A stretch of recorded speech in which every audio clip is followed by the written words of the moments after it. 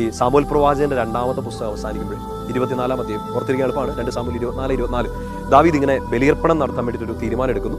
അപ്പോൾ ആ രാജ്യത്തെ രാജാവാണല്ലോ, എവിടെ വേണേലും രാജാവിന്റെ സ്ഥലമാണ്, രാജാവിന് എവിടെ പോയി അവിടെ ബലിയർപ്പിക്കണം, ഇല്ലെങ്കിൽ ഇവിടെ ഇത് ചെയ്യണം എന്നൊക്കെ പറഞ്ഞാൽ ആരും തടസ്സം നിൽക്കാൻ പോകില്ല. പക്ഷേ ദാവീദ് 24-ാം അധ്യായം മുഴുവൻ വായിച്ചു നോക്കണം. അരവന എന്ന് പറഞ്ഞ ഒരു ആളുണ്ട്, ആ നാട്ടിലൊരു പൗരനാണ്. അരവനാട് എടുത്ത് ചെന്ന് അയാളുടെ ആ സ്ഥലം മേടിക്കണം, ആ സ്ഥലം മേടിച്ച് അവിടെ ബലിപീഠം പണിത് അവിടെ ദഹനബലി അർപ്പിക്കണം എന്നാണ് ദാവീദ് ആഗ്രഹിക്കുക.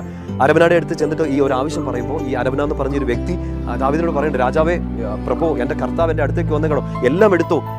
കർത്താവ് എന്ന് പറയുമ്പോൾ ഈശോ എന്നൊരു കൺസെപ്റ്റിലല്ല, ദ ലോഡ്, എൻ്റെ അധികാരിയായ എൻ്റെ രാജാവ് എൻ്റെ അടുത്ത് വന്ന് നിൽക്കുകയാണ്, എന്ത് വേണേലും എടുത്തോളം പറയാണ്, ഫ്രീ ആയിട്ട് എടുത്തോളം പറയാം. പക്ഷേ ദാവീദ് തിരിച്ചു പറയുന്ന ഒരു കാര്യമുണ്ട്. 24-ാം വാക്യത്തിൽ, എൻ്റെ കർത്താവിന് ബലി അർപ്പിക്കുമ്പോൾ എനിക്ക് വെറുതെ ബലി അർപ്പിക്കേണ്ട, എനിക്ക് വില കൊടുത്ത് ബലിയർപ്പിക്കണം. അത് എനിക്ക് കഷ്ടപ്പാടില്ലാത്ത, എനിക്ക് ബുദ്ധിമുട്ടില്ലാത്ത ഒരു ബലിയർപ്പണം എനിക്ക് പറ്റത്തില്ല. എൻ്റെ കർത്താവിന് അങ്ങനെ ഒരു ബലിയർപ്പണം ഞാൻ കൊടുക്കത്തില്ല, വില കൊടുത്ത് ഞാൻ ബലിയർപ്പിക്കുമെന്ന് ദാവീദ് പറയാം. എൻ്റെ പ്രിയപ്പെട്ട സഹോദരങ്ങളെ, ദാവീദ് വില കൊടുത്ത് മേടിച്ചു, എന്നിട്ട് അവിടെ ബലിയർപ്പിച്ചു.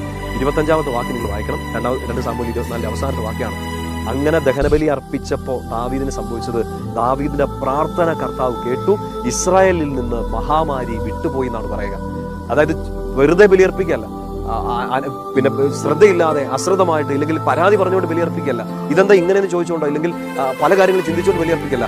എൻ്റെ കർത്താവിനെ ഞാൻ ബലിയർപ്പിക്കുമ്പോൾ ഏറ്റവും നന്നായിട്ട് ബലിയർപ്പിക്കണമെന്ന് തീരുമാനിച്ച് വില കൊടുത്ത് ബലിയർപ്പിച്ച ദാവീദിന്റെ പ്രാർത്ഥന കേട്ടു.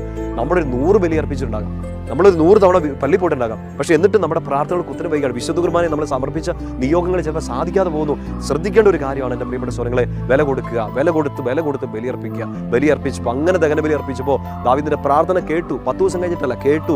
ഇസ്രായേലിൽ നിന്ന് മഹാമാരി വിട്ടുപോയി, ഒരു വലിയ പ്രതിസന്ധി മാറിക്കിട്ടി. May the blessing of Almighty God, the Father, the Son, and the Holy Spirit come upon you all and remain with you forever. Amen.